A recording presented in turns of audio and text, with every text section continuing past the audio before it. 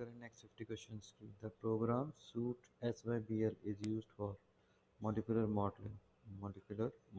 ठीक है, वो प्रोग्राम जो सूट करता है SYBL को, वो किसके लिए यूज होता है? Molecular modelling. Program suite SYBL is use for molecular modelling में यूज होता है SYBL। ठीक। For the calculation of the volume of distribution, one must take into account concentration of a substance in plasma। ठीक है, calculation of the volume of distribution की volume का calculation करना है, तो one must take into account, इसको account में रखना पड़ेगा। सब्सटेंस की कॉन्सेंट्रेशन प्लाज्मा में। ठीक है, fatty acids can be transported into and out of mitochondria through active transport. जो फैटी एसिड है उसे ट्रांसपोर्ट किया जा सकता है अंदर और बाहर माइटोकॉन्ड्रिया से एक्टिव ट्रांसपोर्ट के द्वारा। Weakly acidic drugs are better absorb from acidic pH. Weakly acidic drug जो होती है वो बेटर अब्जॉर्ब होती है एसिडिक पीएच के कारण। Weakly acidic drug better absorb होती है एसिडिक पीएच के कारण। If extraction ratio value is zero, then there is no elimination. अगर एक्सट्रैक्शन रेशियो वैल्यू जो है वो जीरो है, तो कोई भी एलिमिनेशन नहीं होगा। Which of the following drugs can not be given as intravenous bolus shot? Dextrose. Dextrose को इंट्रावेनस बोलस शॉट के तौर पर नहीं दिया जा सकता। किस किस को दिया जा सकता है? पोटेशियम क्लोराइड, KCl, इंसुलिन और आडेनोसाइन, इन तीनों को इंट्रावेनस बोलस के तौर पर दिया जा सकता है। Next, the protein which are ATP dependent pump and facilitate the efflux of drugs molecules from the cell are known as P-glycoproteins। ठीक है, the proteins which are ATP dependent pump, ठीक है, प्रोटीन जो ATP dependent pumps हैं और facilitate करते हैं efflux of the drug molecule का सेल से, उन्हें कहा जाता है P-glycoprotein। प्रोटीन जो एटीपी डिपेंडेंट पम्प्स हैं और फैसिलिटेट करते हैं ड्रग का efflux molecules from the cell से, उन्हें कहा जाता है P glycoprotein. In the paediatric dose calculation, children in the first 20 days of the birth comes under neonatal. ठीक है, पीडियाट्रिक डोज कैलकुलेशन में चिल्ड्रन पहले 20 दिन का, बर्थ से पहले 20 दिन का, वो किस में आता है? नियोनेटल में आता है। पीडियाट्रिक डोज कैलकुलेशन में चिल्ड्रन जो है पहले 20 डेज बर्थ से, ठीक है, वो आता है नियोनेटल में। Creatinine clearance is use in measurement of glomerular filtration rate.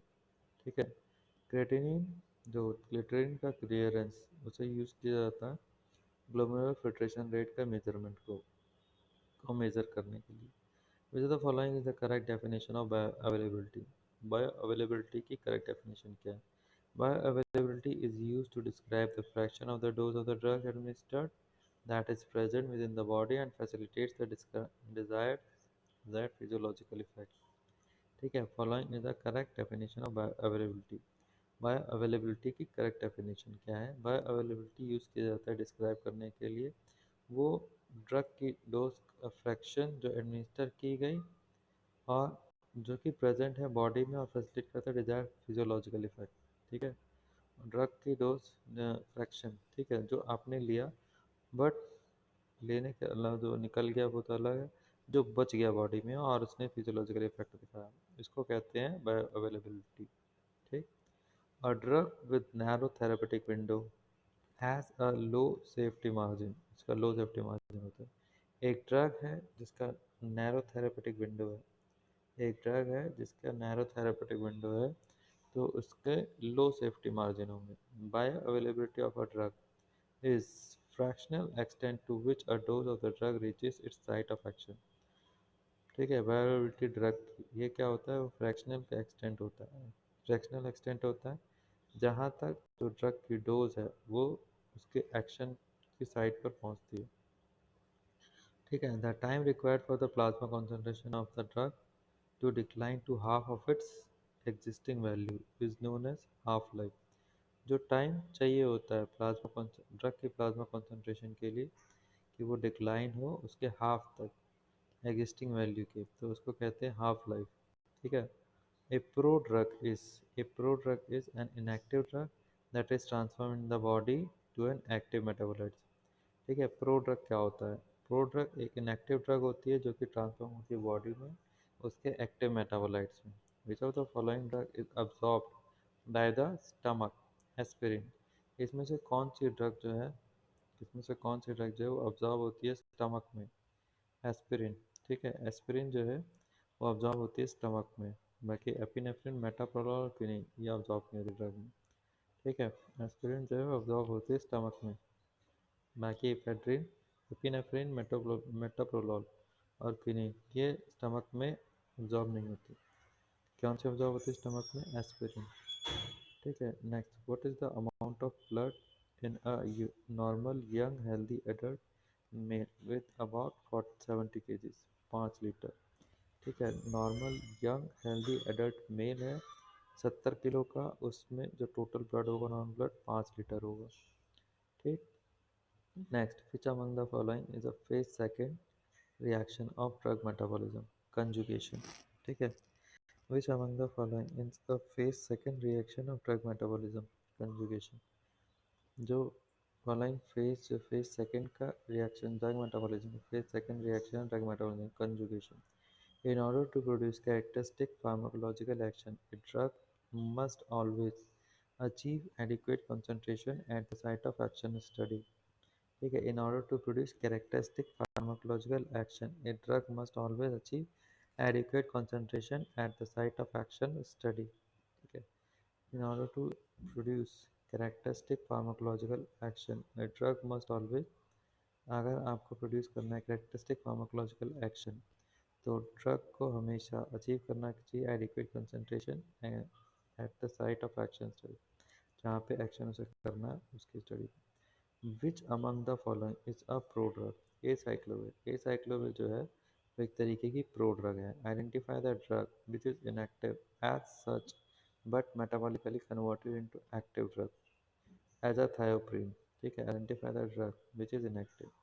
ठीक है। उस ड्रग को आइडेंटिफाई करो जो इनएक्टिव है एज सच, लेकिन मेटाबॉलिकली कन्वर्ट होती है इनटू एक्टिव ड्रग, तो ये कौन सी होती है? एजाथायोप्रिन। एजाथायोप्रिन। In which of the following phase of clinical trials? In which of the following of clinical trials healthy normal human volunteers phase participate phase 1? इसमें से कौन सा फॉलोइंग फेज जो होता है क्लिनिकल ट्रायल्स का? Healthy normal human volunteers participate करते हैं फेज 1 में। इसमें से कौन सा फॉलोइंग फेज जो होता है clinical trials healthy normal human volunteers का वो पार्टिसिपेट करते हैं फेज 1 में? Which among the following which among the following drug induce hepatic microsomal enzymes? तो ये होता है फेनेटॉइन। इसमें से कौन सा ड्रग इंड्यूस करता है हेपाटिक मैक्रोसोमल एंजाइम? ठीक है। तो वो है phenytoin. An example for a drug that undergoes extensive first pass metabolism. इसमें से कौन सा ड्रग जो है वो एग्जाम्पल है एक्सटेंसिव फर्स्ट पास मेटाबॉलिज्म का? तो टेस्टोस्टेरोन। टेस्टोस्टेरोन जो है वो एग्जाम्पल है फर्स्ट पास मेटाबॉलिज्म का। ठीक है। और कौन कौन से नहीं फर्स्ट पास मेटाबॉलिज्म का एग्जाम्पल? फिनोबार्बिटोन, थियोफाइलिन और टॉलब्यूटामाइड। फिनोबार्बिटोन, थियोफाइलिन और tolbutamide. Which among the following is a prodrug? इसमें से कौन सी प्रोड्रग है? लीवोडोपा। लीवोडोपा एक तरीके की प्रोड्रग है। ठीक है। Dose and frequency of administration of a drug determined by half life of a drug. Dose और frequency of administration of a drug. ठीक है। जो ड्रग है आपको एडमिनिस्टर करनी है उसकी डोज और फ्रीक्वेंसी कैसे डिटरमाइन करते हैं? ड्रग की हाफ लाइफ से। If a drug has repeatedly administered at its plasma half-life interval, then it achieves steady state level in 4 to 5 plasma half-life। अगर एक ड्रग है उसे रिपीटेडली एडमिनिस्टर किया जा रहा है उसके प्लाज्मा के हाफ लाइफ इंटरवल पे, तो वो अचीव करेगी स्टेडी स्टेट लेवल कितने? 4 से 5 प्लाज्मा हाफ लाइफ में। 4 से 5 प्लाज्मा हाफ लाइफ में। Drug are least excreted in milk. Drug जो होती हैं वो लीस्ट एक्सक्रीट होती हैं मिल्क में। Phase second bio transformation process is sulphate conjugation. Phase second bio transformation process जो होता है sulphate conjugation. Phase second biotransformation process होता है sulphate conjugation. Drugs with low therapeutic index have to be cautiously administered since difference between effective and toxic level is less. Drug low therapeutic index है जिसका उसे cautiously administer करना चाहिए. Drug जिसका therapeutic index कम है drug जिसका therapeutic index कम है इसे कॉशियसली एडमिनिस्टर करना चाहिए क्योंकि डिफरेंस होता है between effective and toxic levels is less. क्योंकि जो इफेक्टिव और टॉक्सिक लेवल है उनका जो डिफरेंस है वो बहुत कम होता है. थेरेपेटिक इंडेक्स जिनका कम है उनको बहुत एडमिनिस्टर करने से पहले सोचो क्योंकि इफेक्टिव टॉक्सिक लेवल उनका जो डिफरेंस होता है वो कम होता है. Appendix second patient consent form for a participation in a phase 1 clinical trial. Appendix second में क्या होता है वो पेशेंट का कंसेंट होता है. पेशेंट का कंसेंट फॉर्म होता है कि वो पार्टिसिपेट कर रहा है फेज 1 क्लिनिकल ट्रायल में. The dosage required to produce a desired pharmacological effect is called effective dose. Dosage जो रिक्वायर्ड है प्रोड्यूस करने के लिए एक डिजायर्ड फार्माकोलॉजिकल इफेक्ट वो क्या कहलाती है इफेक्टिव डोज. वो डोज जो प्रोड्यूस करेगी एक desired pharmacological effect effective dose कहलाती है. The method of dose adjustment are based on an accurate estimation of the clearance in impaired renal patients. ठीक है. जो मेथड है डोज एडजस्टमेंट का वो बेस होता है एक्यूरेट एस्टिमेशन क्लियरेंस का इन impaired renal patients. ठीक है. Dopamine is an active form of levodopa. Dopamine active form है किसका लीवोडोपा का. विच of the following is a microsomal enzyme inducer. इसमें से कौन सा माइक्रोसोमल एंजाइम इंड्यूसर है. तो ग्लूथेड ग्लूटेथिमाइड ग्लूटेथिमाइड जो है वो माइक्रोसोमल एंजाइम इंड्यूसर है. इसमें से कौन सा जो है माइक्रोसोमल एंजाइम इंड्यूसर है ग्लूटेथिमाइड. ग्लूटेथिमाइड माइक्रोसोमल एंजाइम इंड्यूसर है. Post marketing surveillance comes under clinical trial phase 4. Post marketing surveillance कौन से क्लिनिकल ट्रायल के कौन से comes under clinical trial phase 4. Clinical post marketing surveillance जो आता है फेज 4 में आता है. ठीक है. किनपैक अ programme meant for standardized pharmacokinetic analysis is not used to obtain area under curve. ठीक है. किनपैक एक प्रोग्राम जो होता है meant for standardized pharmacokinetic analysis is not used to obtain area under curve. किनपैक एक प्रोग्राम जो होता है जो बनाया गया स्टैंडर्डाइज्ड फार्माकोकाइनेटिक एनालिसिस के लिए. इसे यूज़ नहीं किया जाता है एरिया अंडर कर्व के लिए. ठीक है. तो किस किस के लिए यूज़ किया जाता है किनपैक प्रोग्राम जो स्टैंडर्डाइज्ड फार्माकोकाइनेटिक एनालिसिस के लिए बिलियरी कॉन्सेंट्रेशन के लिए और पीक प्लाज्मा टाइम के लिए और पीक प्लाज्मा कॉन्सेंट्रेशन के लिए. Peak plasma time peak plasma concentration और biliary concentration. Peak plasma time peak plasma concentration और peak plasma biliary concentration. Peak plasma time peak plasma concentration और बिलियरी कॉन्सेंट्रेशन के लिए. In which among the following organs the perfusion rate is maximum lungs में. जो इसमें से कौन सा ऑर्गन है इसमें जो परफ्यूजन रेट होता है वो मैक्सिमम होता है. इसमें से कौन सा ऑर्गन परफ्यूजन रेट मैक्सिमम होता है लंग्स में. लंग्स में परफ्यूजन रेट मैक्सिमम होता है. Elimination after 4 half life in first order kinetics is 93.7%. जो एलिमिनेशन होता है 93.7% तक हो जाता है 4 हाफ लाइफ के बाद. The following is not an enzymes inducers. Cimetidine जो है वो एंजाइम इंड्यूसर नहीं है. तो एंजाइम इंड्यूसर कौन कौन है. एक तो ग्रीसियोफुल्विन है रिफैम्पिसिन है और फिनोबार्बिटोन. ग्रीसियोफुल्विन रिफैम्पिसिन फिनोबार्बिटोन ये सारे क्या एंजाइम इंड्यूसर्स हैं. इंटरडोज इंटरवल डिपेंड करती है किस पे half life of the drug. Drug की हाफ लाइफ पे डिपेंड करती है इंटरडोज इंटरवल. ठीक है. विच of the following is a pro drug. इसमें से कौन सा जो है वो प्रो ड्रग है एनालाप्रिल. इसमें से कौन सा जो है वो एक प्रो ड्रग है एनालाप्रिल. एनालाप्रिल जो है वो एक प्रो ड्रग है. ठीक है. Next if the plasma concentration of a drug declines with first order kinetics this means that the half life is the same regardless of the plasma concentration.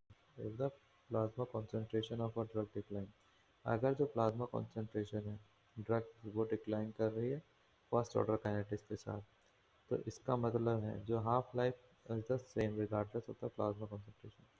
तो जो half life है वो same रहेगी उसको plasma concentration से कोई लेना देना नहीं। अगर प्लाज्मा कंसंट्रेशन जो ड्रग की वो डिक्लाइन कर रही है फर्स्ट ऑर्डर काइनेटिक्स के साथ, तो इसका मतलब है जो हाफ लाइफ है उसकी वो सेम रहेगी रिगार्ड टू प्लाज्मा कंसंट्रेशन के रिगार्डलेस, से कोई फर्क नहीं पड़ेगा। The process by which the amount of drug in the body decreases before entering the systemic circulation is known as first pass effect। जो प्रोसेस होता है जिसके द्वारा अमाउंट ऑफ ड्रग का अमाउंट जो है बॉडी में वो डिक्रीज हो जाता है before entering the systemic circulation, ऐसे कहते हैं फर्स्ट पास प्रोसेस जिसके द्वारा जो अमाउंट है ड्रग का बॉडी में वो डिक्रीज हो जाता है before entering the systemic circulation में एंटर करने से पहले, तो वो होता है first pass effect. Maintenance dose rate of a drug depends primarily on total body clearance. जो मेंटेनेंस डोज रेट है drug depends maintenance dose rate है ड्रग का वो डिपेंड करता है प्राइमरली किस पे, टोटल बॉडी क्लियरेंस पे। मेंटेनेंस डोज रेट जो है ड्रग का मेंटेनेंस डोज रेट है जो ड्रग का वो डिपेंड करता है प्राइमरली टोटल बॉडी क्लियरेंस पे। Induction of microsomal enzymes can result in tolerance. Induction जो है माइक्रोसोमल एंजाइम्स का उसका रिजल्ट आता है टॉलरेंस।